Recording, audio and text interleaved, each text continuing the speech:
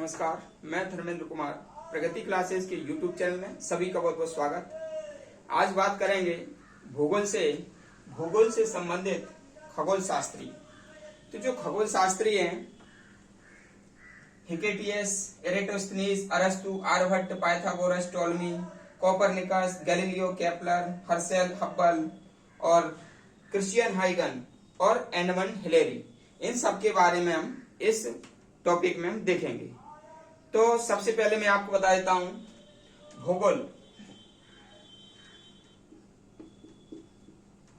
भूगोल वैसे तो भू प्लस गोल से बना है, यानी कि पृथ्वी गोल है, लेकिन इसका जो अर्थ है वो यहीं तक सीमित नहीं है। इसका अर्थ जैसे कि अंग्रेजी में से जियोग्राफी कहते हैं,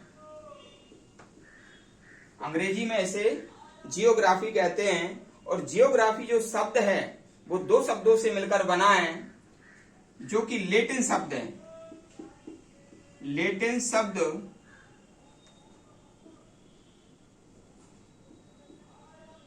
जियो प्लस ग्राफी से बना है। ठीक है, तो लैटिन शब्द जियो प्लस ग्राफी से अंग्रेजी का शब्द जियोग्राफी बना है, और जियो का अर्थ होता है पृथ्वी और ग्राफी का अर्थ होता है अध्ययन, या हम कह सकते हैं पृथ्वी का अध्ययन करने को हम ज्योग्राफी कहते हैं। ठीक है, दूसरी परिभाषा ज्योग्राफी की ये हो जाएगी कि जो पृथ्वी पर जितने भी जीव जंतु रहते हैं, जीव जंतुओं का पर्यावरण से आपस में संबंध करने का जो अध्ययन होता है उसे हम भूगोल कहते हैं। ठीक है, ये तो भूगोल की परिभाषा है। फिर हम देख लेते हैं भूगोल से संबंधित खगोल शास्त्री। तो सबसे पहले है हिकेटियस।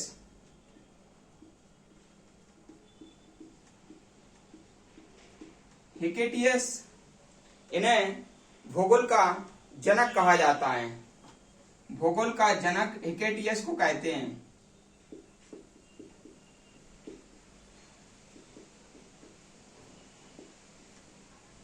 इन्होंने भूगोल से संबंधित अध्ययन किया, और हिकेटियस की एक किताब है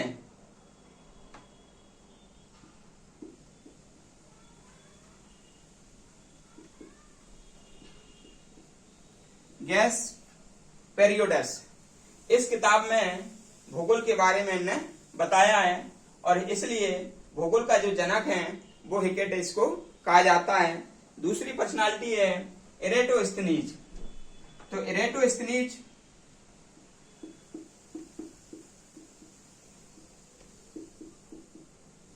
इन्होंने ज्योग्राफी का शब्द दिया।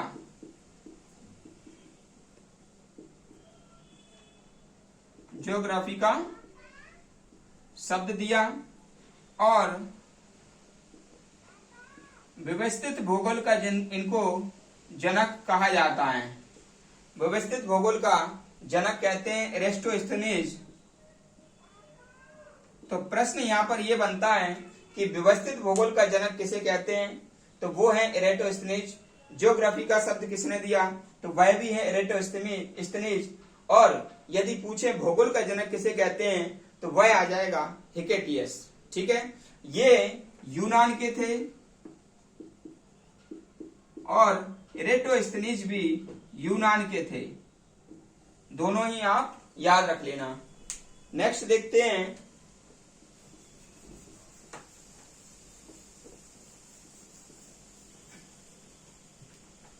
नेक्स्ट है आपका अरस्तु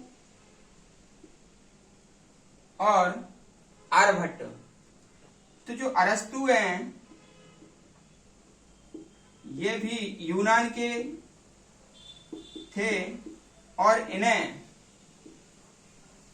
इन्होंने बताया, इनकी एक किताब है, तो उसमें इन्होंने बताया कि पृथ्वी गोल है। पृथ्वी गोल है। और अरस्तु ने जब बताया पृथ्वी गोल है, तो इसको पाइथागोरस ने सिद्ध किया, जिसे पाइथागोरस ने सिद्ध किया।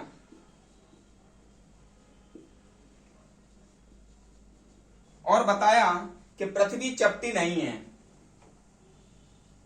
पृथ्वी चपटी नहीं है। ठीक है, तो हमेशा ध्यान रखना, जो अरस्तु है, अरस्तु यूनान के थे, इन्होंने कहा पृथ्वी गोल है, और इसे पाइथागोरस ने सिद्ध किया कि पृथ्वी गोल है और बताया कि पृथ्वी चपटी नहीं है। लेकिन आर्यभट्ट ने, ये जो आर्यभट्ट हैं, इन्होंने बताया था, आर्यभट्ट ने बताया कि पृथ्वी गोलाभ है,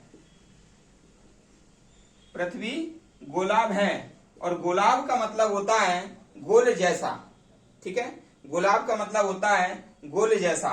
तो ये आर्यभट्ट भारत के थे, इनको ऐसे याद रख लेना। ठीक है, नेक्स्ट देखते हैं पाइथागोरस। तो पाइथागोरस मैंने अभी आपको ये बता दिया है, पाइथागोरस ने बताया कि पृथ्वी चपटी नहीं है, पृथ्वी गोल है, ये सिद्ध किया। ठीक है, नेक्स्ट है टॉलमी।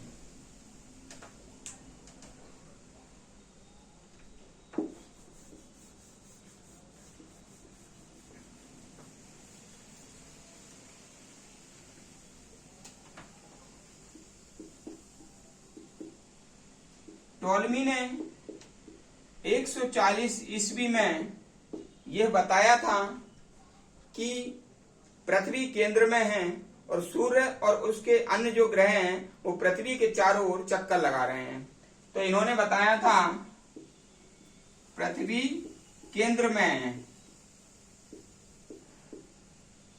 और सूर्य व अन्य ग्रह चक्कर लगा रहे हैं चारों ओर। ठीक है, तो पृथ्वी केंद्र में, सूर्य व अन्य ग्रह पृथ्वी के चारों ओर चक्कर लगा रहे हैं, ये टॉलमी ने कहा, और कई सालों तक ये मान्यता चलती रही। इसके बाद आए कोपरनिकस। कोपरनिकस, तो कोपरनिकस ये पोलैंड के थे और इन्होंने बताया कि भाई केंद्र में पृथ्वी नहीं है, केंद्र में तो सूर्य है और पृथ्वी व अन्य ग्रह उसके चक्कर लगा रहे हैं। तो इन्होंने ये सही परिभाषा दी थी कि पृथ्वी केंद्र में है, पृथ्वी की जगह सूर्य केंद्र में है। एक मिनट, सूर्य केंद्र में है व पृथ्वी व अन्य ग्रह इसके चक्कर लगाते हैं, इसके चक्कर लगाते हैं। तो ये कहा था कोपरनिकस ने, और ये कहा था उनने 1543 ईस्वी में। 1543 ईस्वी में ये बात कही थी। पोलैंड के थे कि सूर्य केंद्र में है, पृथ्वी केंद्र में नहीं है, और पृथ्वी व अन्य जो पिंड हैं या ग्रह हैं वो सूर्य के चारों ओर क्या लगाते हैं, चक्कर लगाते हैं। तो इस प्रकार से इनने क्लियर कर दिया था। ठीक है, और इनका जो समर्थन है, इनका समर्थन किया था गैलीलियो ने, समर्थन किया था गैलीलियो ने। और गैलीलियो ने दूरबीन का भी आविष्कार किया था, दूरबीन का आविष्कार किया था। और गैलीलियो इटली के थे, गैलीलियो इटली के थे, इन्होंने दूरबीन का आविष्कार किया था। नेक्स्ट देख लेते हैं हम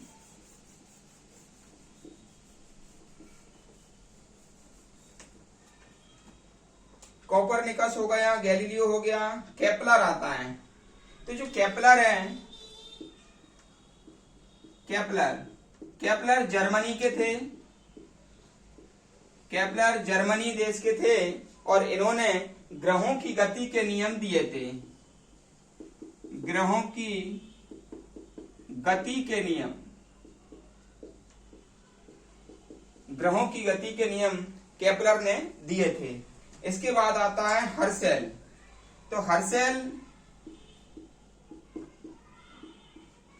ब्रिटेन के थे और इन्होंने अंतरिक्ष का अध्ययन सबसे पहले दूरबीन के द्वारा किया। दूरबीन के द्वारा हर्शेल ने अंतरिक्ष का अध्ययन किया, ब्रिटेन के थे। ठीक है, ये याद रख लेना भाई। अगला है आपका Hubble, Christian हाइगन। Hubble, Christian हाइगन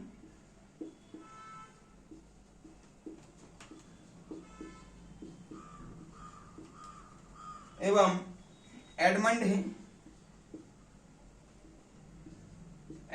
heli. तो ये जो तीन हैं, हब्बल अमेरिका के थे। हब्बल अमेरिका के थे। इन्होंने दूरबीन की सहायता से अंतरिक्ष का जो पथ है, पथ का व्यास के बारे में बताया था। तो अंतरिक्ष के पथ के व्यास के बारे में सर्वप्रथम बताया कि किस तरह से उनका जो पथ है वो वृत्ताकार होता है, उनका व्यास कितना होता है, ये हब्बल ने बताया है दूरबीन की सहायता से। अमेरिका के ये थे। क्रिश्चियन हाइगन, ठीक है, क्रिश्चियन हाइगन ने जो शनि ग्रह पर जो वलय हैं, शनि ग्रह पर जो वलय हैं, वलय के बारे में सबसे पहले क्रिश्चियन हाइगन ने बताया था कि शनि ग्रह पर वलय पाई जाती हैं, रिंग पाई जाती हैं। वलय यानी कि रिंग, ठीक है, एकमात्र ऐसा ग्रह है जिस पर रिंग पाई जाती है, गैस के कारण ये होती हैं। तो ये क्रिश्चियन हाइगन ने बताया था। एडमंड हेली ने बताया था कि जो धूमकेतु है वह 76 वर्ष के अंतराल में दिखाई देता है। 76 वर्ष के अंतराल में दिखाई देता है धूमकेतु, ठीक है। तो ये एडमंड हेली ने बताया है, ठीक है। तो हमने देखा भूगोल से संबंधित खगोल शास्त्री, और इसके बारे में जितनी भी नॉलेज मैंने बताई है आप ध्यान से इसको एक बार फिर से रिपीट करके सुनना। काफी अच्छा टॉपिक है, एग्जाम में इस तरह के प्रश्न आ जाते हैं। वीडियो यदि अच्छा लगे तो लाइक करें, कमेंट्स करें। जो व्यक्ति नए हैं चैनल पर वो चैनल को सब्सक्राइब करें, और सभी का बहुत बहुत धन्यवाद।